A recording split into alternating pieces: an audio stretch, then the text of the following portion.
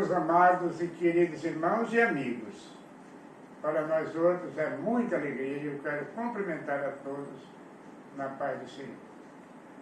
Estamos reunidos para mais um dos nossos programas, o Mesa Redonda Entre Amigos. Teremos um ilustre convidado para nos falar nesta noite sobre como a igreja enfrentou a pandemia e como será a sua programação no final de ano, e comentar sobre a formação da nova diretoria da CGADB.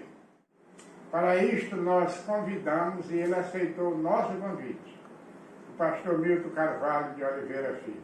Seja bem-vindo e muito obrigado pela aceitação do nosso convite. Deus abençoe. O senhor fique à vontade e fale sobre aquilo que Deus lhe concedeu que fale, pois nós estamos na presença de Deus. Amém. Amém. Amém. Paz do Senhor a todos. Quero agradecer o convite do pastor Floriano para participar deste importante programa Mesa Redonda Entre Amigos, para falar acerca de alguns temas que julgo ser de muita importância para a obra de Deus. Eu estou aqui, pastor Bandeira, à sua disposição. Pode perguntar, que aquilo que tiver ao nosso alcance, estaremos aqui para responder os questionamentos, as indagações, explicarmos dentro da medida do possível. Gostaria que o senhor explicasse para nós como a igreja enfrentou a pandemia, como o senhor se colocou diante de uma tão grande e difícil situação. De fato, pastor Bandeira, essa situação foi algo de anormal, que nos pegou toda de surpresa. E devido à falta de conhecimento que tínhamos acerca do que estava acontecendo, inclusive as próprias autoridades estavam meio perdidas, não sabiam como lidar com essa situação. Então, a primeira medida que tomamos, antes mesmo dos decretos estaduais e municipais, foi efetivar o cancelamento dos cultos, né, a fim de prevenir os irmãos acerca do contágio por esse vírus que tem assombrado e matado tantas pessoas. Então, como não tínhamos nenhuma forma de reagir a isso, e visando a responsabilidade que tínhamos com o rebanho, nós tomamos a iniciativa de suspender os cultos e passamos então a adotar os cultos online, que eram transmitidos semanalmente. E esses cultos tinham a característica de levar não só a palavra de Deus, mas também os louvores, as orações, as mensagens de incentivos a todos os irmãos que se encontravam e se encontram, de certa forma até hoje, obedecendo às normas estabelecidas pelas autoridades sanitárias, que é o afastamento social. Então, visando tudo isso, adotamos as providências de prevenção. Muitos irmãos, apesar de tudo, foram contaminados, mas a igreja auxiliou esses irmãos com um tratamento preventivo. A igreja comprou e disponibilizou medicamento para esses irmãos.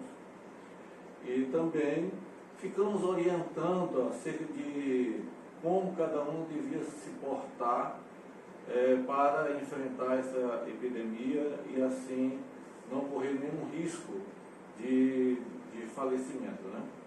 Então, graças a Deus, pela a bondade e misericórdia do Senhor, em Boa Vista nós não perdemos nenhum irmão. Eu, pelo que sei, apenas uma irmã do interior veio a óbito. Uma irmã muito querida, por sinal, que era a irmã Benta. Já velhinha, tinha algumas complicações de saúde, mas eu entendo que tudo é a vontade de Deus, né? A desculpa que Deus vai usar para levar os seus santos, essa não importa, né? O que importa é que tudo só acontece dentro do tempo de Deus. Então nós tomamos essas iniciativas e a prefeita de Boa Vista, juntamente com o governo do estado, flexibilizaram o retorno aos cultos, obedecendo também o distanciamento social.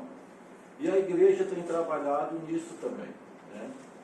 Nós compramos detectores de temperatura, né? Álcool em gel, máscaras, para que as pessoas que vêm à igreja, ao adentrar, estejam bem protegidas acerca dessa contaminação.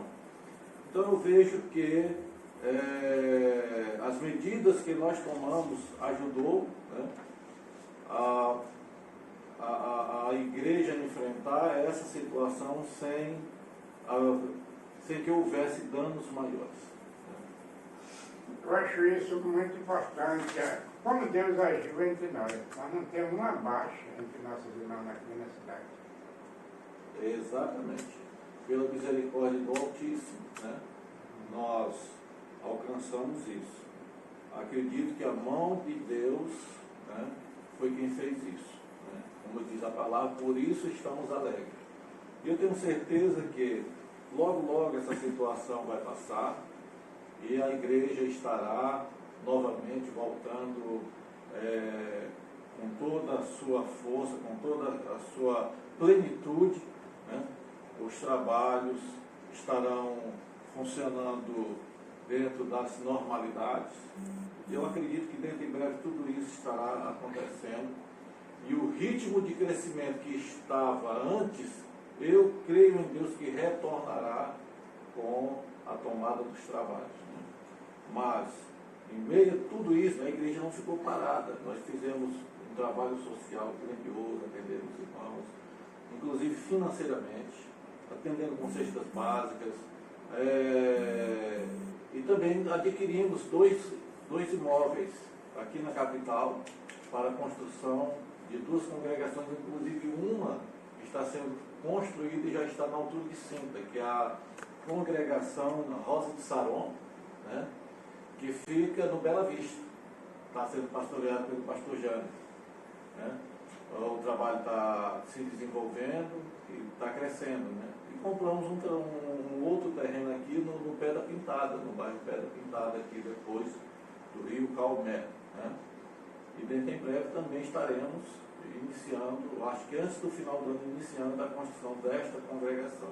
Ou seja, em meio a toda esta crise, a igreja continua marchando e prosperando, né? Porque esse é o seu papel. Pastor, eu gostaria que o senhor comentasse um pouco como serão as programações do final de ano. Sabendo que com essa pandemia houve muita mudança, muita dificuldade no setor financeiro da igreja. Isso é uma coisa que é evidente. De fato, pastor, nós perdemos a nossa renda pela metade. Né? A gente tem tido certas dificuldades, mas alguns credores da igreja têm sido compreensíveis, de modo que a gente está conseguindo articular e manter os compromissos em dias. Né? Devido a ainda estarmos nesse clima epidemiológico, a mesa diretora da convenção resolveu tomar algumas iniciativas. A primeira delas é que a nossa convenção ela será realizada em dezembro este ano, né? Na segunda semana de dezembro, se eu não estou enganado, por volta de 11, 12 e 13 de dezembro. Tendo em vista a convenção geral, que vai acontecer em abril, então a gente vai fazer um pouquinho antes, vamos fazer em São Luís do Anauá, essa convenção, e não haverá participação do público, né, somente dos ministros. Para evitar aglomeração, não sabemos como ainda vai estar essa situação, então resolvemos tomar essa iniciativa. Mas temos recomendado a todos os pastores que retornem aos trabalhos de culto, de acordo com a determinação de cada prefeitura, e mantendo os trabalhos da igreja funcionando, mas dentro de toda a responsabilidade que convém aos líderes que zelam pelo seu rebanho. O senhor falou uma coisa aí muito importante, eu gostaria que você desse um tópico nela, sobre a Convenção Geral e a programação deles em abril, lá no Cuiabá, que é a formação de uma nova diretoria. Fale sobre esse assunto para nós. De fato, pastor Bandeira, a Convenção Geral está programada para acontecer em Cuiabá, né, um dos estados onde o Evangelho mais tem prosperado, onde nós temos o maior templo construído da América Latina, né, templo esse construído pelo saudoso pastor Sebastião Rodrigues, que faleceu recentemente, vítima inclusive do Covid-19, mas já estava também com a idade avançada. Eu creio que Deus o promoveu, né, as mansões celestiais. Então,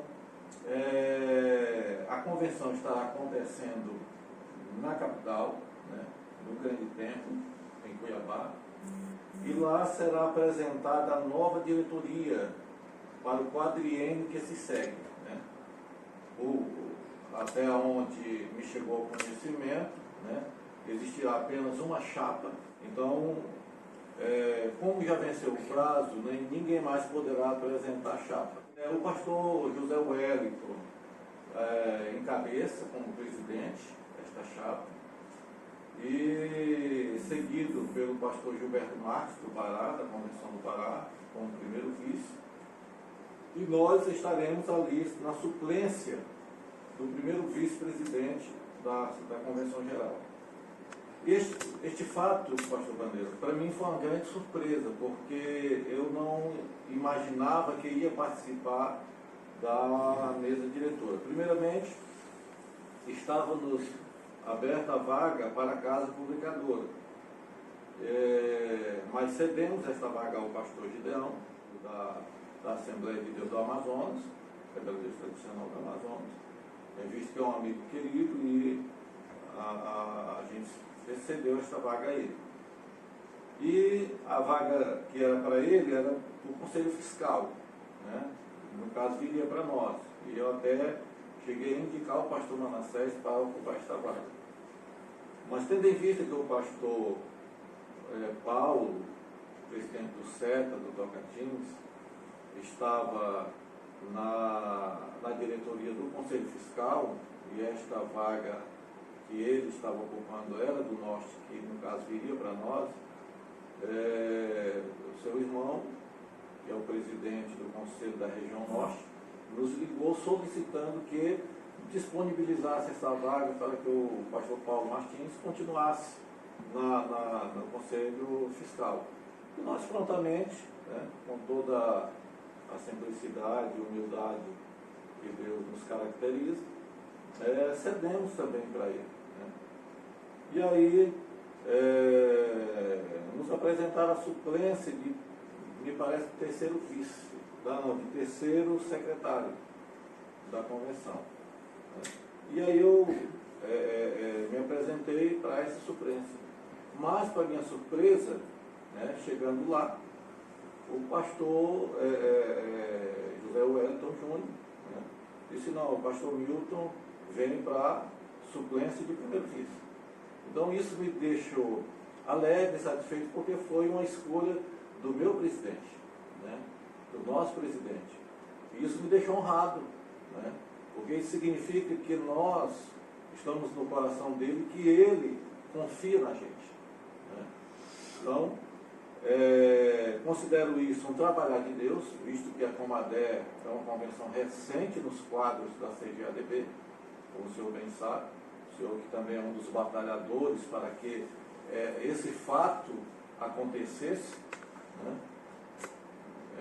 Com tantos outros pastores que também contribuíram para que esse fato viesse se tornar realidade. E hoje, pela misericórdia do Senhor, não só estamos ligados na Convenção Geral, como depois de 2 anos de confirmação da nossa filiação à Convenção Geral, já estamos indo para a mesa diretora da CGADB. né? Mas eu considero um fato de Deus, pastor Bandeira, pela seguinte situação. São mais de 70 convenções, né? E nós, uma pequena convenção no extremo norte do Brasil, no menor estado da federação, fomos escolhidos para estar, né, na diretoria da Convenção Geral. Então, para nós é uma alegria muito grande, uma alegria imensa de estarmos participando desse evento. Eu só tenho a agradecer primeiramente a Deus, né? E segundo, eu agradeço ao nosso presidente, pastor Zé Wellington, que tem depositado confiança na gente, né? Eu aproveito aqui para dizer que vamos fazer de tudo para não decepcioná-lo, né? Até porque eu aprendi a amá-lo e estarei sempre na defesa do pastor, do nosso pastor, como ovelha, né? E ajudando no que for possível, né? A sua administração. Pastor, as coisas não acontecem nem por coincidência, nem por acaso. Não. Eu lhe vi no Maranhão assim, mais ou menos deste tamanho. Tipo, mais pequeno. E não sei se foi no dia 22 ou foi 23 de janeiro de 97. Eu lhe vi pela segunda vez em São Luís do Amauá. Mais ou menos com a hora que eu lhe vi, eu falei para o senhor tudo que Deus ia fazer por você.